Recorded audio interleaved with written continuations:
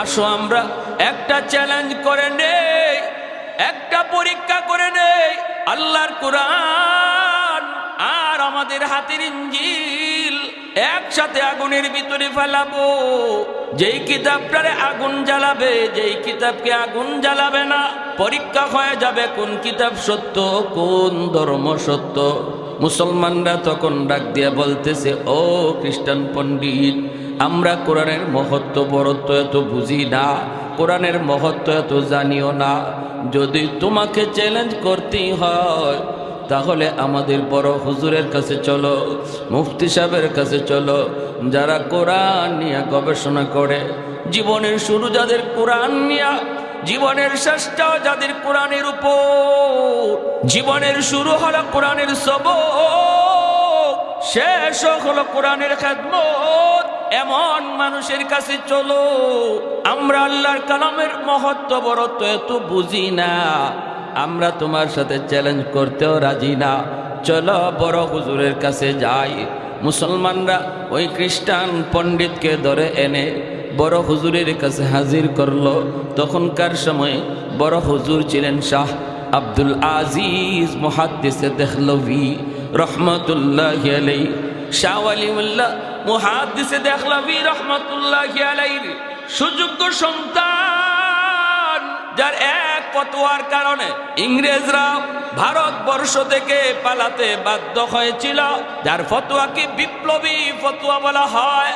ফতোয়ার কারণেই ভারতবর্ষ স্বাধীন হয়। আল্লাহর ওলি তিনি বলেছিলেন, ভারত দারুল হরব হয়ে গেছে, ইংরেজদের বিরুদ্ধে জিহাদ করা ফরজে আইন, ইংরেজদের বিরুদ্ধে জিহাদ করা ফরজে আইন। ওনার ওই ফতোয়া মুসলমানের ঘরে ঘরে পৌঁছে গেল, হিন্দুদের ঘরে ঘরেও পৌঁছে গেল। হিন্দু মুসলমান এক হয়ে গেল। ইংরেজদেরকে ভারতবর্ষ থেকে বিতাড়িত করার জন্য সবাই এক প্ল্যাটফর্মে জমা হয়ে গেল। আল্লাহর ওলি শাহ আব্দুল আজিজ মুহাদ্দিসে দেহলভী রহমতুল্লাহি আলাইহি ফতোয়ার কারণে। এজন্য মনে রাখবা, ভারতবর্ষ স্বাধীন হয়েছে মৌলবীদের ফতোয়ার কারণে, ঠিক না? যদি মৌলবীদের ফতোয়া সেদিন না থাকতো তাহলে ইংরেজদের বিরুদ্ধে স্বাধীনতা যুদ্ধে কেউ ঝাঁপিয়ে পড়তো না। স্বাধীনতা যুদ্ধে ঝাঁপিয়ে পড়েছিল শাহ আব্দুল আজিজ মুহাদ্দিসে দেহলভী রহমতুল্লাহি আলাইহির ফতোয়ার কারণে। ভাইরা বন্ধুরা, ইতিহাস প্রমাণ, ভারত স্বাধীন হওয়ার পিছনে উলামায়ে কেরামের কি অবদান। এই ভারতবর্ষ স্বাধীন হওয়ার পিছনে উলামায়ে কেরামের অবদানের কথা অস্বীকার করা যায় না রে যুবক। এজন্য আল্লাহর ওলির কাছে ওনাকে নিয়ে হাজির হলো। মুসলমানরা ডাক দিয়া বলতেছে, হুজুর পণ্ডিতে কি বলতেছে একটু আপনি শুনেন, আমরা ওর কথা এতটা বুঝি না, আমরা কোরআনের মহত্ব বড়ত্ব এত জানিও না, আমরা তার সাথে মোকাবেলা করব না, আমরা তারে ধরে ধরে আপনার কাছে নিয়ে এসেছি। আল্লাহর ওলি ডাক দিয়া বলেন, পণ্ডিত মহাজন কি তুমি বলতে চাও একটু বলো। সে বলতেছে, উস্তাদজি আপনারা বলেন কোরআন সত্য, আমরা বলি ইঞ্জিল কিতাব সত্য, আপনারা বলেন ইসলাম ধর্ম সত্য, আমরা বলি খ্রিস্টান ধর্ম সত্য। এত বিতর্কের প্রয়োজন নাই, চলুন আমরা একটা চ্যালেঞ্জ করে নিই। চ্যালেঞ্জ কেমন করে তুমি চ্যালেঞ্জ করতে চাও? সে বলে আগুন জ্বালাবো, আমার হাতের ইঞ্জিল আগুনের ভিতরে ফালাবো, আপনারাও কোরআনকে আগুনের মধ্যে ফালাবেন।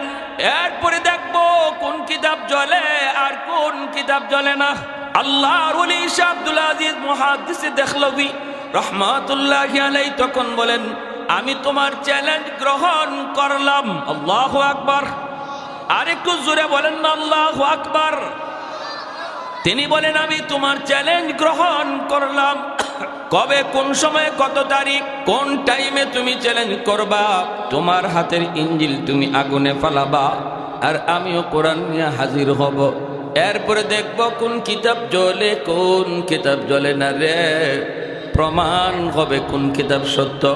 দিন তারিখ ধার্য হয়ে গেল, দিন তারিখ। সাধারণ মানুষ তো অবাক হয়ে গেছে, হুজুরে কয় কি? কোরআন শরীফ বুঝি হুজুরে আগুন দিয়ে জ্বালায় দিবে? এই কোরআন আগুনে জ্বালায় দেওয়া, এটা তো কোনো মুসলমান কোনোদিন সাহস করবে না, ঠিক না? আল্লাহর কালাম আগুনে জ্বালায় দেওয়া, মুসলমান সাহস করবে না, কিন্তু মুসলমান নীরব, কারণ কোরআনের ধারক বাহক তিনি নিজেই চ্যালেঞ্জ গ্রহণ করেছেন, কবুল করেছেন। নির্ধারিত টাইমে আল্লাহর ওলি বলেন, হাজারো মানুষকে মাইকিং করে জানায় দাও এত তারিখ সকাল 10টা বাজে অমুক মাঠে চ্যালেঞ্জ হবে, কোরআন সত্য নাকি ইঞ্জিল সত্য, এর চ্যালেঞ্জ হবে। মুসলমানকে দাওয়াত দাও, অমুসলমানকেও দাওয়াত দাও, খ্রিস্টানকেও তুমি দাওয়াত দাও, হিন্দুকেও দাওয়াত দাও, বিভিন্ন ধর্মের মানুষকেও আসতে বলো, সবাই যেন দেখে। ওপেন ময়দানের ভিতরে চ্যালেঞ্জ হবে। হাজারো মানুষ জমা হয়ে গেল, খ্রিস্টানরাও জমা হলো, ইহুদিরাও আসলো, হিন্দুরাও আসলো দেখার জন্য। যেই মাত্র মানুষের সমাগম, শাহ আব্দুল আজিজ মুহাদ্দিসে দেহলভী রাহমাতুল্লাহি আলাইহি মাইকটা হাতে নিয়ে বলেন, উপস্থিত হাজিরিন, আমার পণ্ডিত ভাই ইনি খ্রিস্টান ধর্মের পণ্ডিত, চ্যালেঞ্জ করেছেন আগুনের মধ্যে উনি ওনার ইঞ্জিল ফেলাবে আর আমি আমার কোরআন ফেলাবো। এরপরে দেখা যাবে কোন কিতাব জ্বলে কোন কিতাব জ্বলে না। আমি তো তার চ্যালেঞ্জ গ্রহণ করেছি, তবে আপনাদের সামনে আমি বলতে চাই, আমি চ্যালেঞ্জটা আরেকটু বাড়াইয়া গ্রহণ করলাম, আরে একটু বাড়াইয়া। ওই খ্রিস্টান পণ্ডিত কয়, হুজুর আপনি বাড়াইয়া কেমন করে কবুল করলেন? তিনি বলেন, তুমি তোমার ইঞ্জিল বুকে লইয়া আগুনে জাপ দিবা, আমি আমার কোরআন বুকে লইয়া নিজেই আগুনে ঝাঁপ দেব। আল্লাহু আকবার। मैं तालिब मौला हूँ मेरे इश्क़ निराला, मैं तालिब मौला हूँ मेरे इश्क़ निराला, है जुमला जहाँ जिनके तजल्ली से उजाला, है जुमला जहाँ जिनके तजल्ली से उजाला, मादर दो जहाँ गैर खुदा यार नदारम, जुज़ याद खुदा ही चिदिगर कार नदारम, जुज़ याद खुदा ही चिदिगर कार नदारम। সাথে সাথে খ্রিস্টান পণ্ডিত পেটে একটা মোচড় মারল, টেনশনে পড়ে গেল, ভয় পেয়ে গেল। ওই খ্রিস্টান পণ্ডিত যে এসেছিল চ্যালেঞ্জ লইয়া, হাতের মধ্যে ইঞ্জিল লইয়া, সে তখন ডাক দেয়া বলতেছে, উস্তাদজি আমি এত বড় চ্যালেঞ্জ গ্রহণ করতে পারবো না, আমি ইঞ্জিল লইয়া আগুনে জাপ দিতে পারবো না, আমি এই চ্যালেঞ্জ পারবো না। আল্লাহর ওলি বলেন, কেন পারবা না, কেন পারবা না? আমি যদি কোরআন বুকে লইয়া আগুনে জাপ দেই, তুমি কেন পারবা না? যদি কোরআন সত্য হয় কোরআনও জ্বলবে না, আমিও জ্বলবো না। আল্লাহু আকবার জোরে কর। যদি আল্লাহর কোরআন সত্য হয় কোরআনও জ্বলবে না, আমিও জ্বলবো না। আর যদি মিথ্যা হয় তাহলে ইঞ্জিলও জ্বলবে, তুমিও জ্বলবে। তাহলে বলো কেন তুমি পারবা না? আমি যদি পারি তুমি কেন পারবা না? বাঁচার কোনো পথ নাই, যাওয়ার কোনো সুযোগ নাই। ওই যে দেখো চতুর্দিকে মানুষ হাজির হয়ে গেছে, একটু ভাগবার চিন্তা তুমি করতে পারবা না। চ্যালেঞ্জটা কিন্তু আমি করি নাই, চ্যালেঞ্জটা তুমি করেছ। এইবার তোমাকেই জবাব দিয়ে যাইতে হবে। বলো তুমি কেন পারবা না, কেন পারবা না? কয় হুজুর আমি মাপ চাই, আমি পারবো না, আমি পারবো না। আল্লাহর ওলি বলে কেন পারবা না? বলতে হবে তোমাকে কেন পারবা না, কারণ আমার তো ইয়াকিন আল্লাহর কোরআন সত্য, কোরআন জ্বলবে না, আমিও জ্বলবো না। তোমার ধর্মের প্রতি তোমার যদি ইয়াকিন থাকে, ইঞ্জিলের প্রতি তোমার যদি বিশ্বাস থাকে, ইঞ্জিল যদি না জ্বলে তুমিও জ্বলবা না, তুমিও জ্বলবা না। তাহলে তুমি কেন রাজি না? কয় হুজুর মাপ চাই, এত বড় চ্যালেঞ্জ আমি গ্রহণ করতে পারবো না। আল্লাহর ওলি যখন বলেন তাহলে বাঁচার কোনো উপায় নেই। একজন মানুষও তোমাকে ফেরত যাইতে দেবে না, সুস্থ দেখে তোমাকে যাইতে দেবে না, জান নিয়ে তুমি বের হতে পারবা না। তাড়াতাড়ি বলো কি বাটপারি লইয়া আইসো, কি ষড়যন্ত্র লইয়া আইসো? তখন কয় হুজুর আমি সব খুলে বলবো, সব বাটপারি আমি খুলে বলবো, বিনিময়ে আপনি আমাকে একটু বাঁচাবেন, মানুষের মায়ের থেকে আঘাত থেকে বাঁচাবেন। আল্লাহর ওলি কয় আমি চেষ্টা করব, আগে সত্য কথা বলো, ষড়যন্ত্রের কথা বলো। তখন সে মাইক হাতে নিয়ে বলতেছে, হাজিরিন, উপস্থিত জনতা, আমি আগুনের ভিতরে ঝাঁপ দিব না, ঝাঁপ দিব না। কারণ হলো আমার হাতের মধ্যে যে ইঞ্জিল দেখতেছেন, এই ইঞ্জিল কিতাব আমি কেমিক্যাল মাখায় আনছি, মেডিসিন মাখায় আনছি। এই ইঞ্জিল কিতাব যদি আমি আগুনে ফালাই, মেডিসিনের কারণে, কেমিক্যালের কারণে ইঞ্জিল কিতাবটা জ্বলবে না। এটা কিতাবের কোনো কেরামতি না, এটা কেমিক্যালের কেরামতি। বুঝে আসছে? এটা কিতাবের কোনো গুণ নয়, কেমিক্যালের কেরামতি। এজন্য ইঞ্জিল কিতাব লইয়া যদি আমি আগুনে ঝাঁপ দেই, আমার ইঞ্জিল ঠিকই জ্বলবে না, কিন্তু আমার বডিতে কেমিক্যাল মাখাই নাই। আমি যদি আগুনে ঝাঁপ দিই, আগুন আমাকে ছাড়বে না, আমাকে সাই সাই করে ফেলবে। অতএব আমি মেনে নিলাম আল্লাহর কোরআন সত্য, ইসলাম ধর্ম সত্য। আজ আমি প্রকাশ্যে এটা মেনে নিলাম।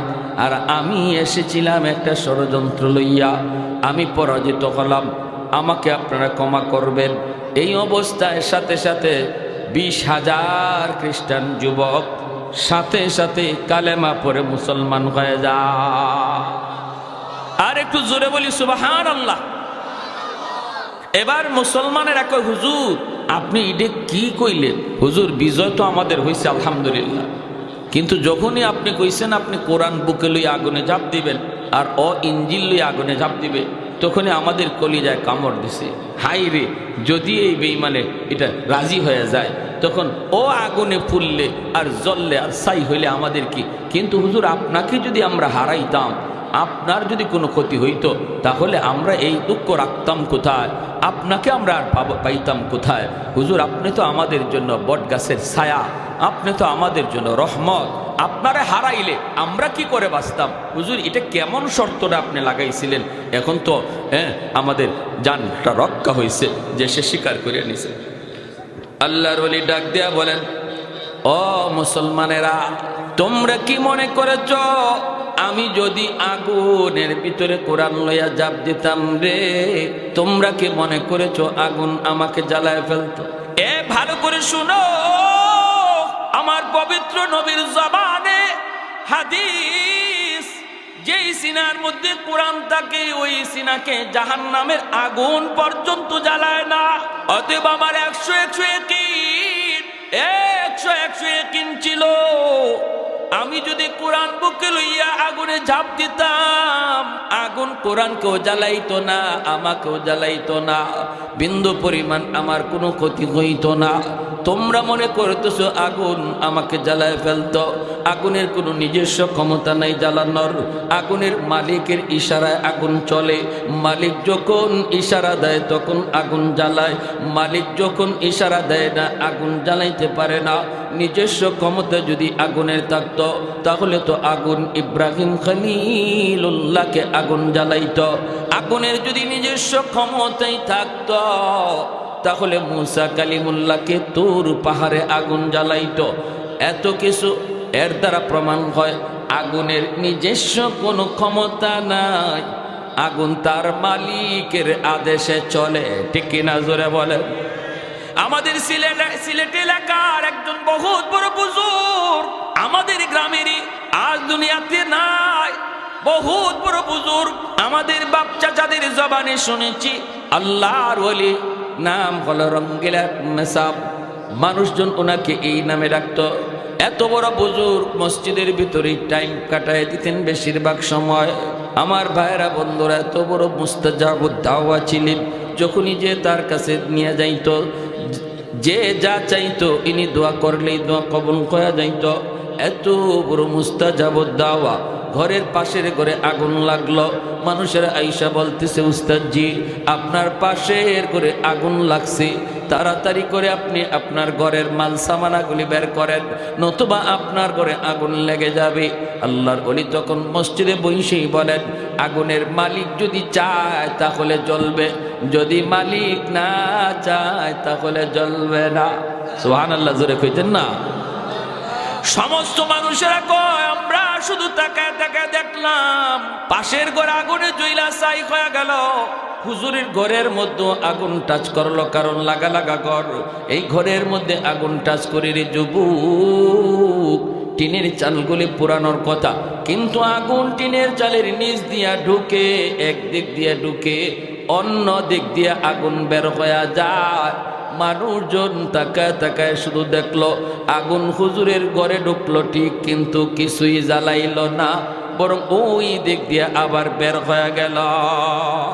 আর জোরে বলেন সুবহানাল্লাহ। উসমান হারুনি আল্লাহর বহুত বড় ওলি, খাদেমকে নিয়ে রওনা দিচ্ছেন। শীতের রাত, হুজুর ওযু করবেন, একটু পানি গরম করা লাগবে। বলতেছেন বাবা দেখ না একটু হুজুর পানি পাওয়া যায় কিনা। খাদেম যা দেখতেছে পানি পাইছে, আগুন পাওয়ার ব্যবস্থা করার জন্য খুঁজতে গেল। যা দেখে কিছু মানুষ আগুনের সামনে দাঁড়ায় দাঁড়ায় আগুনের পূজা করে, আগুনের পূজা করে, আগুনের পূজা করে। অগ্নি পূজারী এরা আগুনকেও দেবতা মনে করে।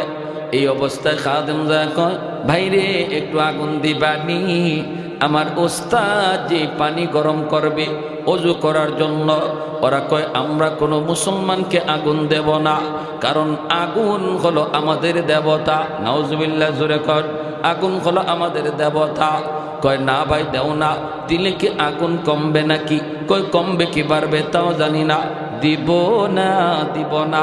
এই অবস্থায় খাদেম চলে গেল, যাই বলতেছে উস্তাদ জি আগুন তো পাইলাম, কিন্তু আগুন ওরা দিবে না, দিবে না। কেন দিবে না? ওরা আগুনের পূজা করে, আগুনের পূজা। উসমান হারুনি খাজা মঈনুদ্দিন চিশতি রহমতুল্লাহি আলাইহি, ওনার পীর মঈনুদ্দিন চিশতি রহমতুল্লাহি আলাইহি উস্তাদ, তিনি চলে গেলেন, যায় বলতেছেন বাইরে একটু আগুন দাও, আগুন দিলে আমি পানিটা গরম করব, ওযুর পানি। ওরা কয় আমরা তো আগেই বললাম আগুন কোন মুসলমানকে দেব না। আল্লাহর ওলি কয় কেন, কি জন্য দিবা না? কয় আগুনের পূজা করি। কেন পূজা করো? কয় আগুনের পূজা করলে মৃত্যুর পর আগুন আমাদেরকে মায়া করবে, মৃত্যুর পর আমাদেরকে জ্বালাবে না। আল্লাহর ওলি উসমান হারুনি কয় মৃত্যুর পর আগুন তোমাদেরকে জ্বালাবে কি জ্বালাবে না, এটা দুনিয়াতে একটু টেস্ট করে দেখো। তো কেমন? কয় আঙ্গুলটা শুধু আগুনের ভিতরে দাও, দেখো তোমাদের আঙ্গুল আগুনে জ্বালায় কি জ্বালায় না। অগ্নি পূজারীরা কয় মৌলবী তুমি তো আইসো আমাদেরকে আগুন দিয়ে জ্বালানোর জন্য, আগুন তো জ্বালাবি, আগুনের স্বভাবটাই তো জ্বালানো। আল্লাহর ওলি কয় না, আগুনের স্বভাবই জ্বালানো নয়। আগুন জ্বালাইলে ইব্রাহিম নবীরে কেন জ্বালাইল না? মূসা নবীকে কেন জ্বালাইল না?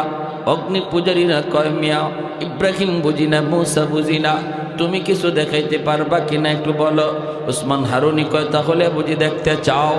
সাথে সাথে তিনি ছোট্ট একটা বাচ্চা পাশে দাঁড়ায় আছে রে, ওই ছোট্ট বাচ্চাটাকে কুলে নিয়া আল্লাহু আকবার বইলা আগুনের ভিতরে চলে গেলেন।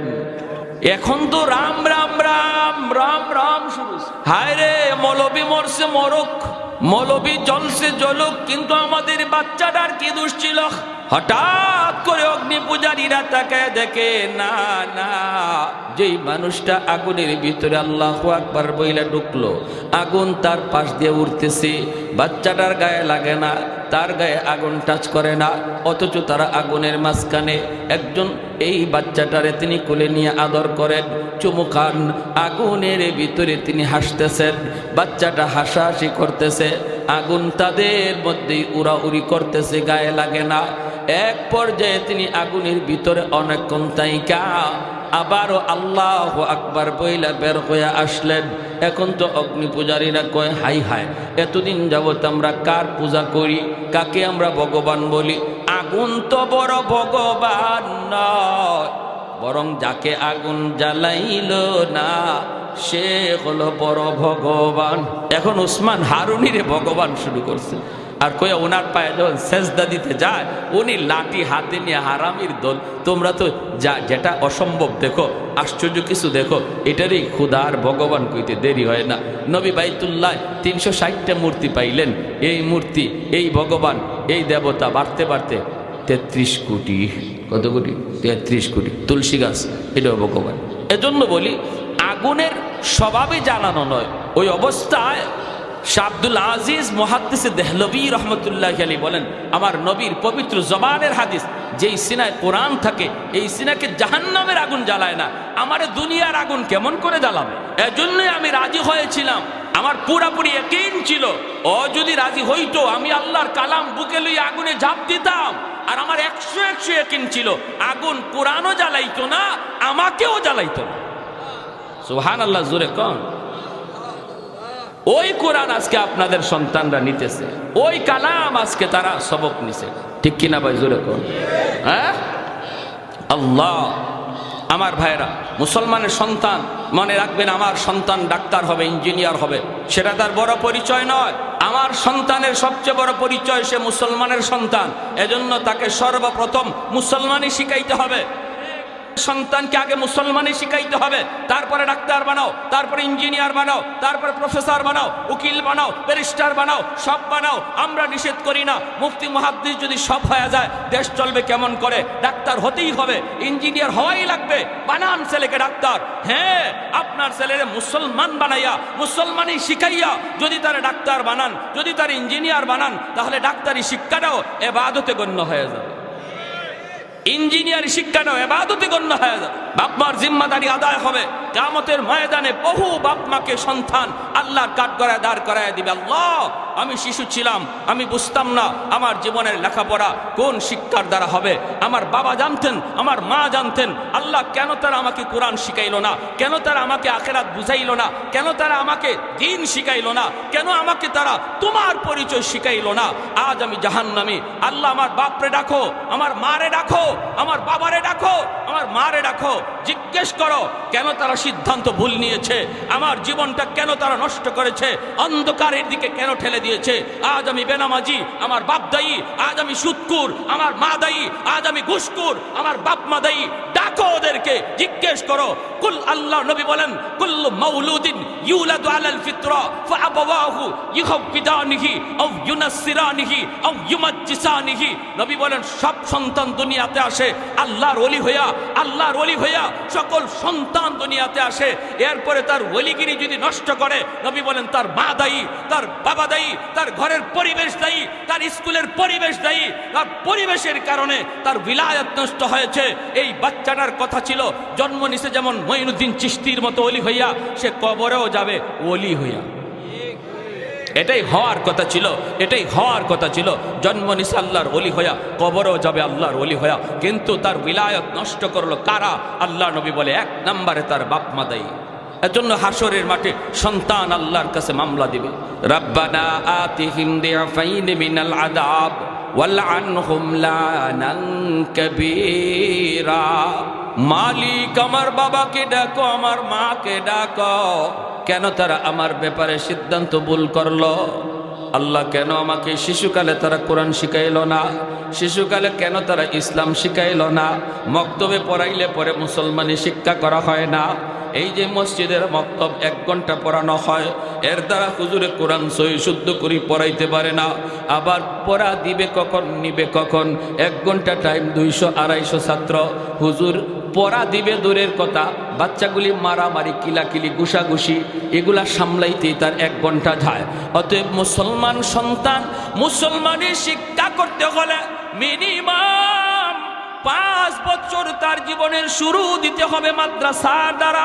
নুরানি ক্লাস 5 বছর। 5 বছর যদি আপনি মাদ্রাসায় সন্তানটারে পড়ান, এই 5 বছরের ভিতরে তার দিলের ভিতরে আল্লাহর নাম, রসুলের নাম, কোরআনের মহব্বত, ইসলাম ধর্মের মৌলিক জ্ঞানগুলি পাথরে খোদাই করে কলিজায় লিখে দেওয়া হবে। এই ছেলে যদি 5 বছর মাদ্রাসায় পইরা হাই স্কুলে যায়, বেনামাজি হবে না। কলেজে যায়, বেনামাজি হবে না। ইউনিভার্সিটিতে গেলেও সে নাস্তিকদের দলে যাবে না। ঢাকা ইউনিভার্সিটির বাংলা বিভাগেও যদি আপনার সন্তান পড়ে, রে যুবক, যেখানে নাস্তিকদের ভিড়, ওখানেও আপনার ছেলে নাস্তিক হবে না, কোরআনের বিরুদ্ধে বলবে না। কারণ শিশুকালে তার কলিজার ভিতরে আপনি কোরআন ঢুকায়া দিয়েছেন। ওই জায়গায় যায় সে কোরআনের পক্ষে স্লোগান দিবে, আল্লাহর সৈনিক হয়ে সে স্লোগান দিবে, কোরআনের সৈনিক হবে, তাকবীরের আওয়াজ উঠাবে, আওয়াজ দেয়া বলেন ঠিক কিনা? তাকবীরের আওয়াজ তুলবে। যদি আপনি শিশুকালে তার কলিজার মধ্যে কোরআন ঢুকায়া দেন, ইসলামী শিক্ষা তার কলিজায় ঢুকায়া দেন। এজন্য মুসলমানের সন্তানের লেখাপড়া শুরু হবে মাদ্রাসা দিয়া। কি দিয়া জোরে কোন? মুসলমানে 5 বছর অঙ্ক ইংরেজি, স্কুলের সমমানের অঙ্ক ইংরেজি মাদ্রাসা এখন আছে সিলেবাসে। আপনারা ভালো করে শুনেন, ক্লাস 5 পর্যন্ত স্কুলে যে অঙ্ক ইংরেজি আছে, মাদ্রাসার শুরুতে ক্লাস 5 পর্যন্ত নুরানি বিভাগে স্কুলের সমমানের সিলেবাস রাখা হয়েছে, যেন আপনি যদি চান 5 বছর মাদ্রাসায় পড়ানোর পর ছেলেটারে আপনি হাই স্কুলে ভর্তি করতেন, আপনি কলেজে পড়াইতেন, কোনো অসুবিধা নাই, যেন কোনো অসুবিধা না হয়, অঙ্ক ইংরেজিতে যেন তার কোনো সমস্যা না হয়। এই জন্য এই সিলেবাস উলামায়ে কেরাম ঢুকাইছে। কেন? আপনাদের কথা চিন্তা করে, আপনাদের কথা চিন্তা করে। যারা সমাজে জেনারেল শিক্ষায় সন্তানকে শিক্ষিত বানাইতে চান, ভালো কথা, আলহামদুলিল্লাহ, কিন্তু আপনার সন্তানের লেখাপড়া যেন শুরু হয় মুসলমানি শিক্ষার দ্বারা, তার যেন সর্বপ্রথম তার শিক্ষা যেন হয় মুসলমানি শিক্ষা। এই কারণেই উলামায়ে কেরাম মাদ্রাসার মধ্যে স্কুলের সিলেবাস ঢুকাইছে। বুঝে আসছেনি ভাই? কেন? শুধু এই চিন্তা করে, এই চিন্তা করে। এজন্য আমরা এই ভুলটা কেউ করবো না। যদি বাপমা এই ভুল করি, যদি বাপমা এই ভুল করি, কিয়ামতের ময়দানে বহু বাপমা আল্লাহর আদালতে সন্তানের মামলায় কাঠগড়ায় দাঁড়াবে, আসামি হবে। আর ওই দিন সন্তান বাপমাকে বিন্দু পরিমাণ ছাড় দিবে না, একটু মায়া করবে না, দরদ দেখাবে না। আল্লাহ বলবেন, বান্দারে আমার হক নষ্ট করেছ, নামাজ এক হক তো কাজা হয়ে গেছে, যাও আমি মাফ করে দিলাম, রোজা একটা তোমার কাজা হয়ে গেছে, যাও মাফ করে দিলাম, কিন্তু তোমার বিরুদ্ধে যে তোমার সন্তানের মামলা, তোমার বিরুদ্ধে তোমার বাপমার মামলা, তোমার বিরুদ্ধে তোমার স্বামীর মামলা, এই ব্যাপারে আমি আল্লাহ কিছু জানি না।